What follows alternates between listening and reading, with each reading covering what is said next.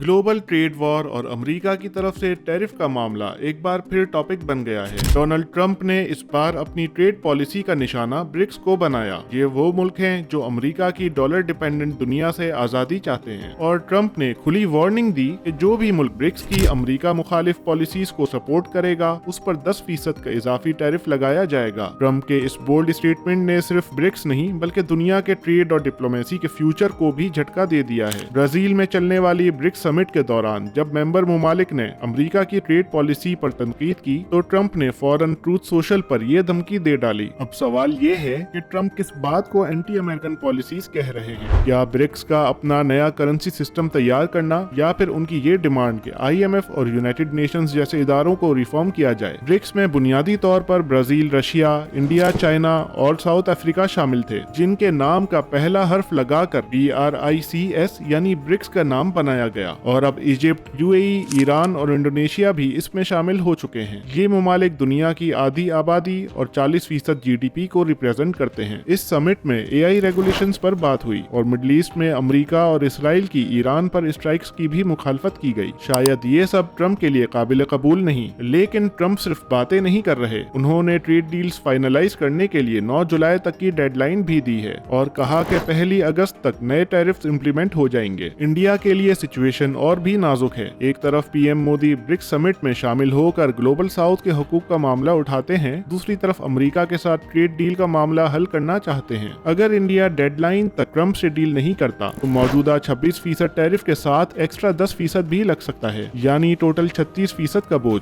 ये इंडिया जैसी exporting economy के लिए बड़ा सेटबैक हो सकता है। ट्रंप का ये भी कहना था कि चाइना ब्रिक्स का सबसे पावरफुल मेंबर है और पहले ही अमेरिका के साथ कुछ टेम्पररी डील्स कर रहा है, लेकिन चाइना के सदर का समिट में खुद ना आना और अपने प्रीमियर को भेजना भी एक डिप्लोमेटिक सिग्नल था कि चाइना ब्रिक्स को सीरियसली ले रहा है, लेकिन साथ साथ अपने नेशनल इंटरेस्ट को भी बैलेंस कर रहा है। रशिया के सदर पुतिन ऑनलाइन अटेंड कर रहे हैं क्योंकि उन पर इंटरनेशनल क्रिमिनल कोर्ट का वारंट है। इस पॉलिटिकल और इकोनॉमिक चेस बोर्ड पर ट्रंप का ये मूव सिर्फ प्रेशर टैक्टिक नहीं बल्कि उन तमाम मुल्कों के लिए वार्निंग है जो अमेरिका से हटकर अपना ब्लॉक बनाना चाहते हैं। ये एक मैसेज है कि अमेरिका अपना इन्फ्लुएंस छोड़ने को तैयार नहीं। ग्लोबल मार्केट्स में इस थ्रेट के बाद अनसर्टेनिटी बढ़ गई है। क्या यूरोपियन यूनियन और जापान जैसे अमेरिका के अलाइज भी टारगेट होंगे या सिर्फ ब्रिक्स और उसके सपोर्टर्स? अब तक सिर्फ UK और वियतनाम के साथ डील्स फाइनलाइज हुई हैं और बाकी मुल्कों के लिए टाइम कम और प्रेशर ज्यादा होता जा रहा है। अब देखना यह है कि क्या ब्रिक्स की तरफ से इसका कोई रिस्पॉन्स आएगा